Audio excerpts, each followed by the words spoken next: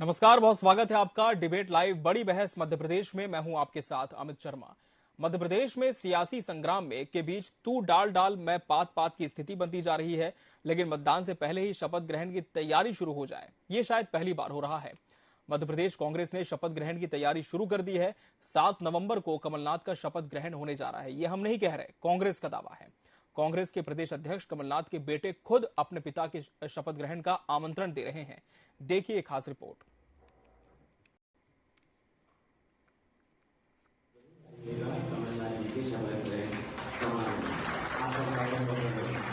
मोगिरी लाल के हसीन सपने हमने पहले तो सुने थे, पर अब तक नकुलनाथ के हसीन सपने नए हम सबको देखेंगे। इस सब चीजों से होता कुछ नहीं, मजाक जरूर होता।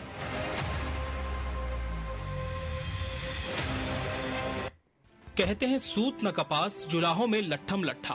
कुछ इसी तरह की स्थिति मध्य प्रदेश में बीजेपी और कांग्रेस की बन रही है।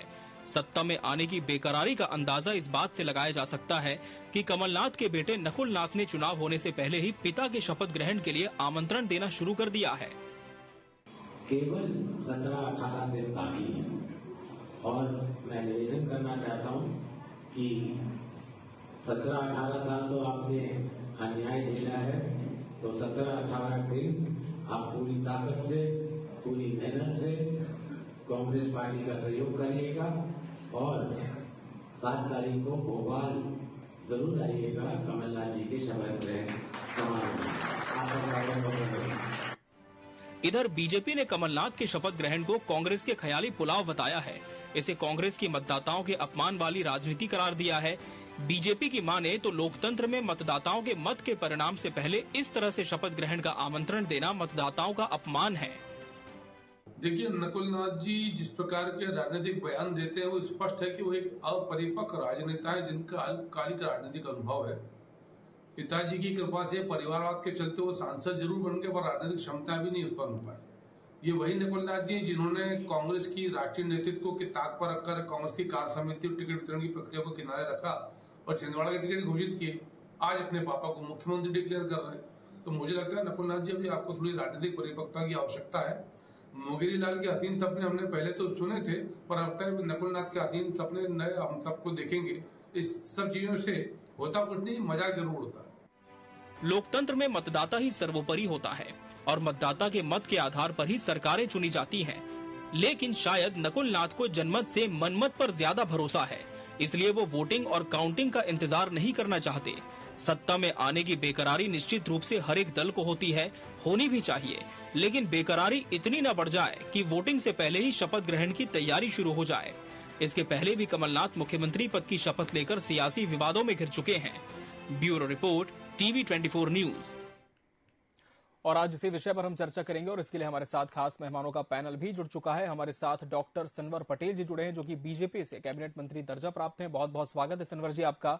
आनंद तरन जी, कांग्रेस प्रवक्ता, हमारे साथ हैं। आनंद जी, आपका भी बहुत बहुत स्वागत है। के एस शाइनी, वरिष्ठ पत्रकार जी, भी इस डिबेट का हिस्सा है। आपका बहुत बहुत स्वागत है के एस शाइनी जी। चर्चा की शुरुआत सबसे पहले आनंद तरन जी से कर लेते हैं। आनंद जी, इसे हम विश्वास कहें कांग्रेस का, नकुलनाथ का, या फिर अति आत्मविश्वास? अभी मतदान हुए नहीं है, मतगणना हुई नहीं है, इसके पहले ही शपथ ग्रहण का आमंत्रण दिया जा रहा है। आनंद जी।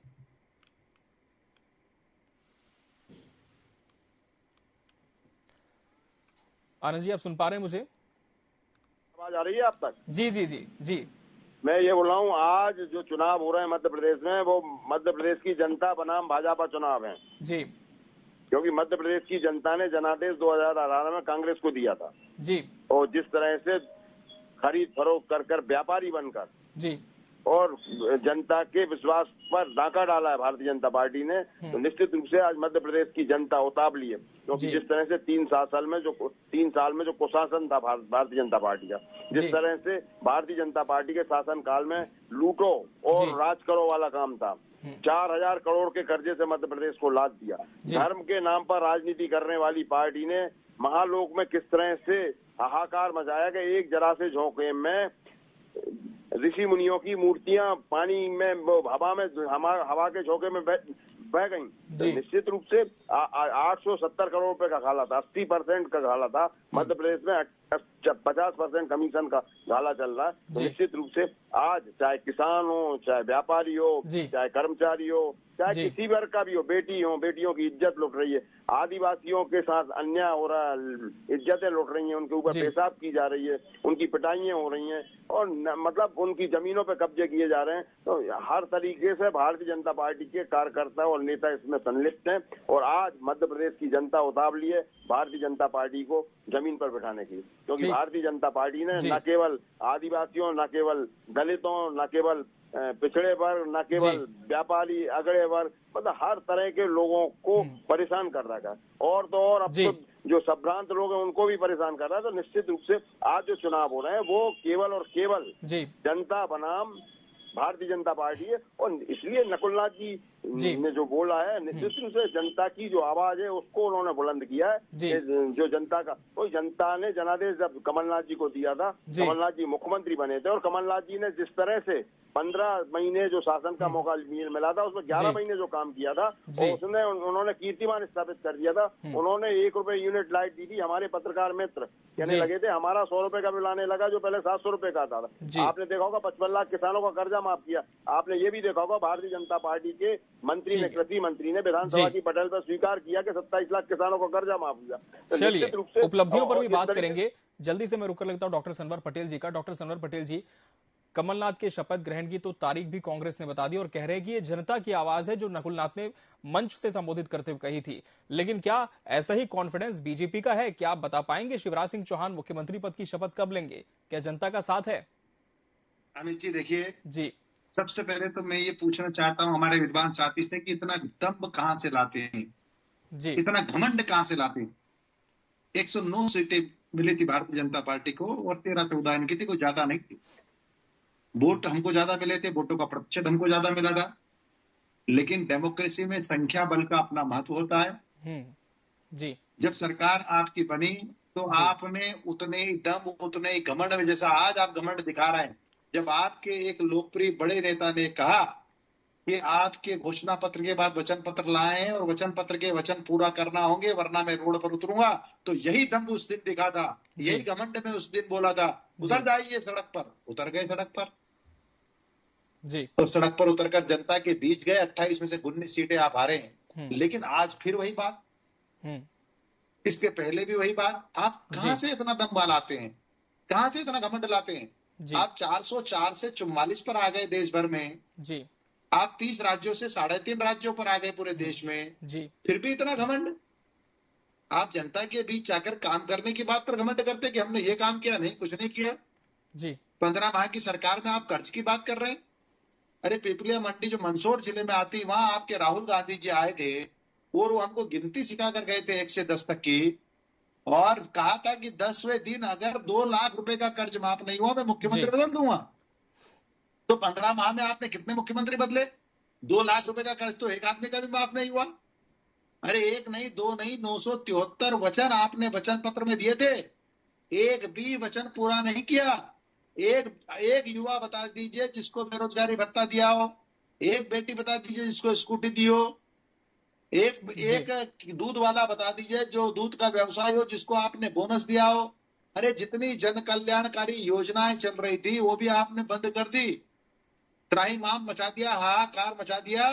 तब मध्य प्रदेश की जनता ने आपको घर का रास्ता दिखाया, आप घर रहिए, विपक्ष में जाइए, लेकिन विपक्ष की भूमिका भी आपने ठीक से नहीं निभाई। मध्य प्रदेश की जनता को आप इस तरह से भ्रमित नहीं कर सकते। मध्य प्रदेश की जनता आपको आईना दिखाने का काम कर रही है। भारतीय जनता पार्टी ऐतिहासिक मतों से, ऐतिहासिक सीटों के साथ सरकार बना रही है। और जो नकुलनाथ जी और कमलनाथ जी की जो भाषा है कि मेरा ट्वीट संभाल कर रखना, झंडा मैं फहराऊंगा लाल किले पर, छिंदवाड़ा में भी नहीं फहरा पाए थे। तो जो पिताजी ने कहा था और नहीं कर पाए, नकुलनाथ जी को भी समझाइए कि जनता का अपमान न करे। जनता लोकतंत्र में सबसे ताकतवर होती है, जनता ही जनार्दन होती है। आप जनता के सारे अधिकार अपने आप में मत ले लीजिए, निहित मत कर लीजिए। जनता ऐसे भी आपको घर पहुंचाने वाली है और अगर आपने जनता का अपमान किया तो फिर बहुत बुरी तरीके से घर जाओगे, दोबारा कभी नहीं आ पाओगे। ठीक है, चलिए वरिष्ठ पत्रकार के शाइनी जी का रुख कर लेंगे। शाइनी जी, अभी तक ना वोटिंग हुई है ना ही परिणाम सामने आए हैं, ऐसे में सीधे तौर पर शपथ ग्रहण का पैगाम दे दिया जाता है, बीजेपी कह रही है कि जनमत का अपमान है, लेकिन क्या इसे इस तरह से देखा जाए? जी देखिए, ये कांग्रेस का कॉन्फिडेंस दिखाई दे रहा है इसमें जी।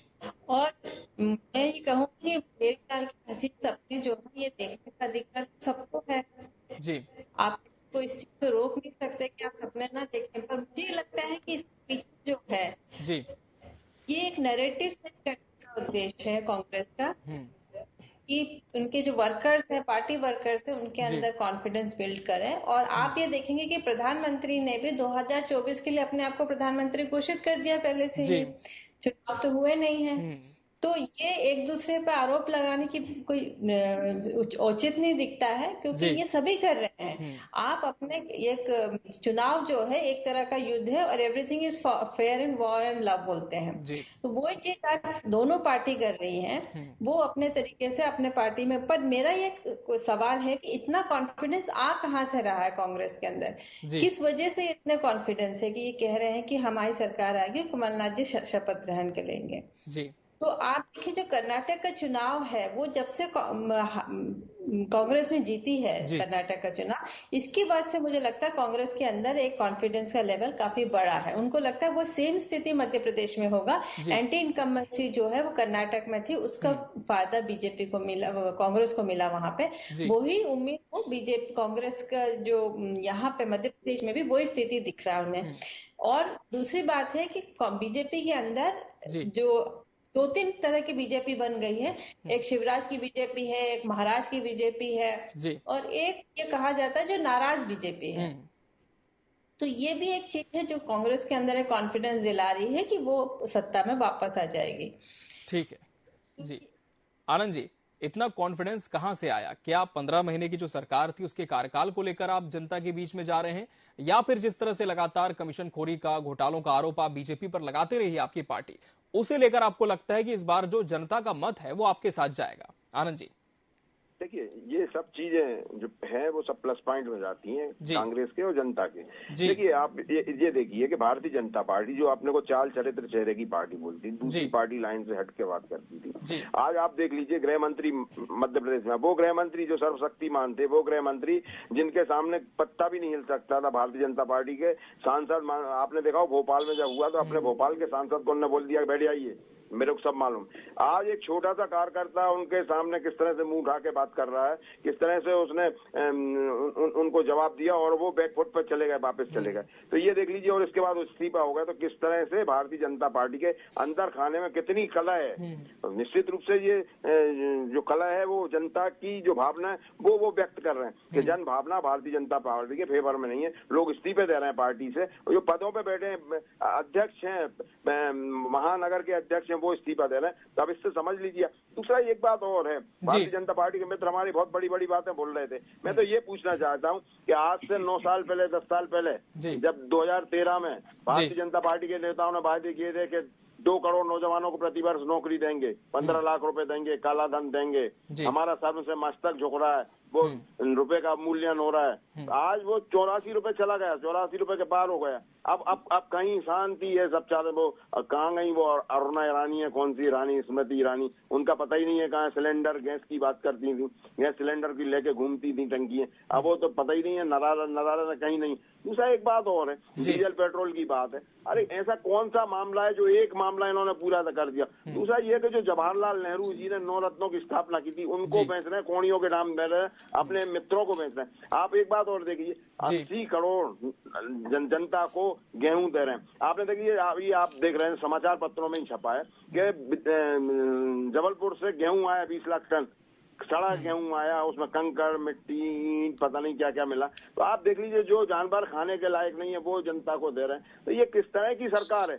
ये जो चीजें आज सामने आ रही हैं, जो परोसी जा रही, 25 लाख करोड़ का अपने मित्रों का कर्जा माफ किया 9 साल के अंदर। आप देख लीजिए, जनता का अगर 80 करोड़ जनता को अन्न दे रहे हैं वो, तो वो उसके बड़े बड़े विज्ञापन छप रहे हैं, छोटे छोटे काम के लिए बड़े बड़े विज्ञापन, करोड़ों अरबों रुपए के जवाब दीजिए सनवर पटेल जी। काम छोटे किए हैं लेकिन विज्ञापन बहुत बड़े हैं, कोई खास उपलब्धि नहीं है जी। जो गौरवान्वित बातें होने वाली बातें हैं उससे इनको तकलीफ होती है, इसीलिए तो कांग्रेस को जनता ने घर पहुंचाया। जवानों को नौकरी बताइए, जवाब दीजिए, कहाँ है 15 लाख? चलिए जवाब ले लेते हैं। जी जी जवाब दीजिए सनवर जी, मध्य प्रदेश के संदर्भ में जवाब दीजिए। जी सुन लीजिए भाई, सुन लीजिए भाई। जी जी सगुप है तो सुन लीजिए, मतलब ये सुन जो लीजिए। फायदे हैं सब सगुप है, इससे मतलब क्या होता है? आप वरिष्ठ हैं, चरित्र सुन लीजिए। पार्टी थी उसका चरित्र ठीक क्या है देख रहे हैं? सनवर जी आपकी बात जारी अरे रखें। जी सुनना भी जी सीख जी लीजिए, आपकी बात जारी सुनना भी रखें। सीख लीजिए। जब आपने बोला है तो सुन भी लीजिए। जी देखिए आपकी बात आपने छोड़ा था बीमारू राज्य,